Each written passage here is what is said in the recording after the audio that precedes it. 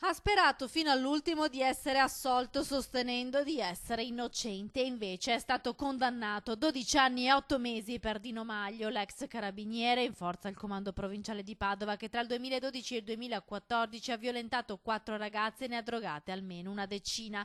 La sentenza è stata emessa dal Tribunale Collegiale di Padova. Il pubblico ministero Giorgio Falcone aveva chiesto 14 anni. Durante l'ultima udienza in aula, prima della sentenza, l'ex militare era stato sorpreso mentre con il telefono cellulare fotografava 2 delle vittime, una ragazza statunitense e una portoghese. Fotografie che sono state prontamente cancellate da un altro carabiniere che ha sequestrato il telefono dell'imputato. L'avvocato della difesa invece aveva chiesto la perizia psichiatrica per il suo cliente. Le prove contro Dino Maglio sono state ritenute schiaccianti. 14 le donne, tutte straniere, adescate attraverso un sito per turisti, che lo accusano di abusi. Maglio ha già trascorso 5 anni di carcere, sempre per violenza sessuale.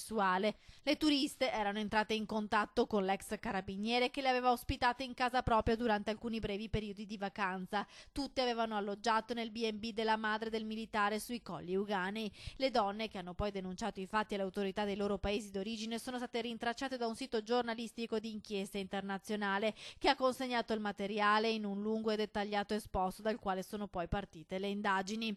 In un caso, l'ex carabiniere, dopo aver drogato una giovanissima ospite, avrebbe abusato di lei mentre stava dormendo in camera con la mamma. Dino Maglio attualmente è sottoposto all'obbligo di dimora nel paese pugliese d'origine.